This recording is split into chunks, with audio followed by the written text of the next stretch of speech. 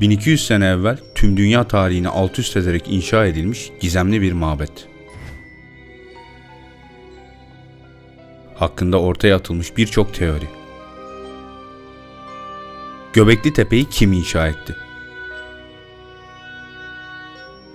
2014 senesinde henüz %5'i ortaya çıkartılmışken kazı çalışmaları neden durduruldu? Kazı ne zaman tekrar başlayacak? Göbekli Tepe'de bizden saklanan gerçekler neler?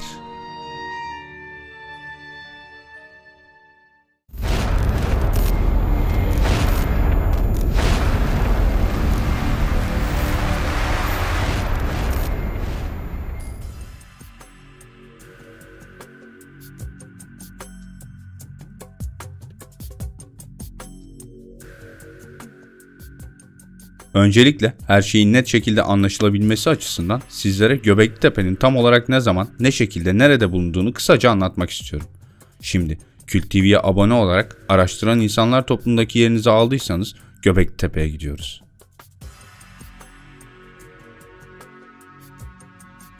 Yıl 1985. Mahmut Yıldız'ın amcası tarla sürerken bir heykel buluyor.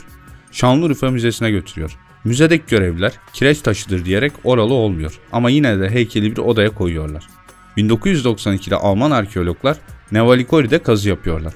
Bölgeden çıkan heykelleri müzeye teslim ettikleri sırada Göbekli Tepe'de çıkan o unutulmuş heykeli görüyorlar. Soruşturuyor, araştırıyor ve muhtardan bölgenin özel mülk olduğunu öğrenince de soluğu Yıldız ailesinin yanında alıyorlar. Gerisini Mahmut Yıldız anlatıyor. Bize gelip kazı için müsaade istediler. Bir avukata sorduk. Korkmayın, izin verin, araştırsınlar. Eğer bir şey çıkmazsa tarlayı düzeltip geri verirler. Bir şey çıkarsa siz de köyümüzde fayda görür deyince izin verdik. Arkeologlar 1-2 ay çalıştı ama bir şey göremedi. 2. sene geldiklerinde bir duvar buldular. 3. sene bir taşın ucu gözüktü. Kazdıkça taşın üzerinde boğa, tilki motifleri çıktı. Devlet araziyi aldı, bize ödeme yaptı ve zaman içerisinde bugünkü haline geldi. Göbekli Tepe, Şanlıurfa il merkezinin yaklaşık 22 kilometre kuzeydoğusunda Öğrencik Köyü yakınlarında yer alan dünyanın bilinen en eski kült yapıları topluluğudur. Bu yapıların ortak özelliği T biçimindeki 10-12 dikili taş yuvarlak plana dizilmiş, araları taş duvarla örülmüştür. Göbekli Tepe hakkında genel bilgiler özetle böyle. Fazla uzatmadan Göbekli Tepe hakkında ortaya atılan iddialar ve bizlerden saklanan detaylara geçmek istiyorum.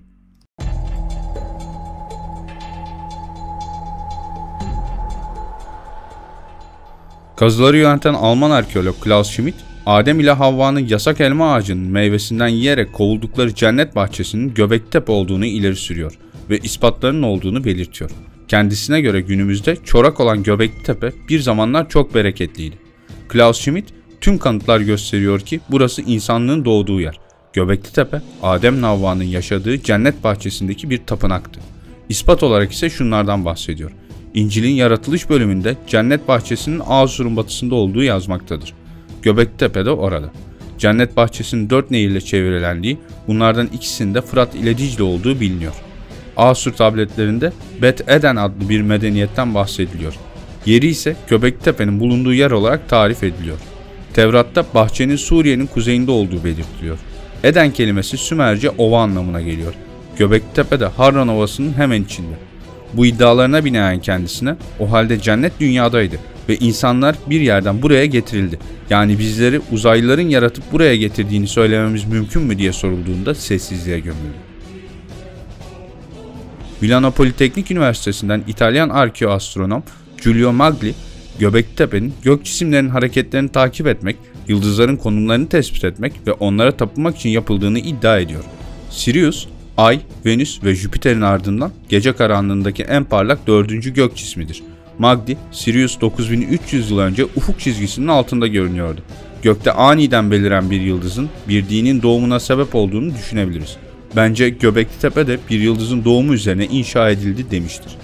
Tapınak şövalyelerinin kutsal kaseyi yüzyıllar sonra dönüp oraya sakladığı gibi söylentiler de mevcuttur. Sümerler taşlar üzerine oyulan ve bugünkü çivi yazısı dediğimiz yazıyı bulmuşlardır. Binlerce yıllık Göbekli Tepe duvarlarında her ne kadar bunun bir dil, alfabe, yazı olduğu söylenemese de sembolik betimlemelerin olduğunu söylemek mümkün. Bu sembollerden bazıları Yaban domuzu, ördek, yılan, aslan, balık, turna kuşu, künay ki ön Türklerde baharın sembolüdür, ant kadehi ve umayana, ön Türklerde yeniden doğuş anlamına gelen ana oğul sembolü, güneş ve ay ilginç şekillerde sembolize edilmiştir.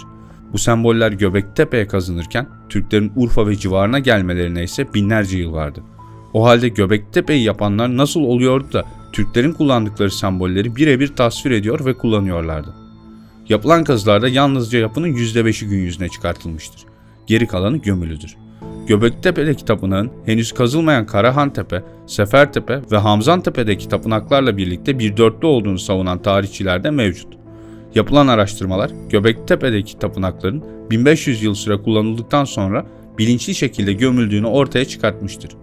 Günümüze kadar doğal koşullardan fazla etkilenmeden korunarak bu şekilde ulaşmıştır.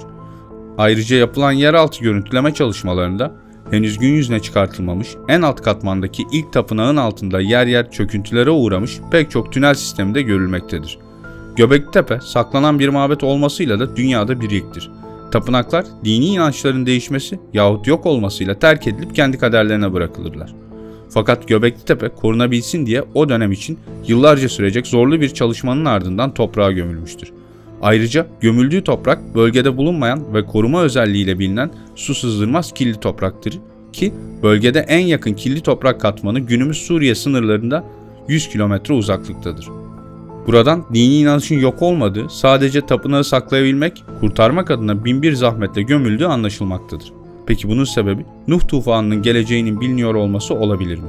Nuh tufanı tapınağın gömülmesinden yaklaşık 2000 sene sonra gerçekleşmiştir. Göbeklitepe aynı zamanda tufan öncesi döneme ait en iyi korunmuş yapı olma ayrıcalığını da elinde bulundurmaktadır. Göbeklitepe'de insan kemiği pek bulunmamıştır. Bunun sebebi tarihçilere göre mezar geleneğinin olmamasından ve cesetlerin açık havaya bırakılarak kuşlar tarafından yenmesidir. İnanca göre ölülerin ruhları kuşlarla beraber göğe yükselmektedir. Göbeklitepe'nin nasıl yapıldığını anlamak da Mısır piramitlerini anlamaktan çok daha zor ve gizemli. Boyları 3-6 metre arası, ağırlığı 20 tona kadar çıkan ve kireç taşının kullanıldığı taşlardır. Kullanılan kireç taşlarına erişebilecekleri en yakın yer 20 metre uzaklıktadır ve insanların avcılık toplayıcılık yaptığı, hayvanların henüz evcilleştirilmediği o dönemlerde taşların nasıl taşındığı, dikildiği bir soru işarettir. Henüz hayvanlar evcilleştirilmediği için de onlara taşıtmış olamazlardı. Arkeolojiye göre dünya hayatına avcı toplayıcı olarak başlayan toplumlar, tarım yapmayı öğrenip gıda sorununu çözdükten sonra dinleri icat etmeye ve mabetler yapmaya zaman bulabilmişlerdi. Ancak Göbeklitepe bu tezi çürüttü. Avcı ve toplayıcı olan insanlar kendilerinden hiç beklenmeyecek bir şeyi yaparak türlü ikmal zorluklarına karşın iyi bir organizasyonla hem avlanıp hem Göbeklitepe'yi inşa etmişlerdi. Belki de tapınağa yakın olabilmek adına tarım yapmayı öğrenmişler, yani din sayesinde tarım ortaya çıkmıştı. Göbeklitepe'de bulunan hayvan kemiklerinin tamamı yabani hayvanlara ait ve av hayvanlarıdır. Göbeklitepe'nin bu şaşırtıcı ve henüz çözülmemiş bazı durumları, dünya ve insanlığın daha önce birkaç kez geliştiklerini ve sonrasında tekrar sıfırlandıklarını savunanların kanıt olarak gösterdikleri yapılardan biri olmasını sağlamıştır. Yapıların ortasında T biçimindeki ikiz taşlar bulunmaktadır ve bu taşların kenarlarındaki el ve kol kabartmalarının bulunması ile bir tür insan figürü olduğu düşünülmektedir. Fakat yüz çizimi bulunmamaktadır ve bunun bir tür tanrısallık mesajı olduğu düşünülmektedir. Ayrıca etraflarını çevreleyen daha küçük T şekilli dikili taşlar da mevcuttur. Bunların aralarında ast, üst ya da dünyevi ulvi ayrımı olabileceği tahmin edilmektedir. Göbeklitepe'nin bugün toprak üzerinde olan kısmı çok ufak bir kısımdır. Arkeolog Klaus Schmidt'in 2014 senesinde ölmesiyle kazı çalışmaları durmuş ve ısrarla tekrar başlatılmamıştır. Alt katmanlarda insanlık tarihini daha da derinden sarsacak bulgular olduğuysa kesindir. Göbeklitepe hakkında örtbas edilen, belki de şu ana kadar sorduğumuz tüm sorulara yanıt olabilecek bir nokta daha var. Göbeklitepe'nin inşasından 2000 sene kadar evvel Mu kıtası batarak yok olmuştu. Mu kıtası veya kısaca Mu, ilk olarak 19. yüzyılda yaşamış yazar ve gezgin Augustus Laplangeon tarafından Büyük Okyanus'ta yer aldığı ve 14 yıl önce batarak yok olduğu ileri sürülmüş, günümüzde bilim çevrelerinde bilimsel bir iddia olduğu kabul gören efsanevi kıtadır. Cumhuriyetimizin kurucusu Mustafa Kemal Atatürk de bu konuyu araştırmış ve Türk ulusunun kökeninin kayıp kıta Mu'dan geldiğini düşünmüştür.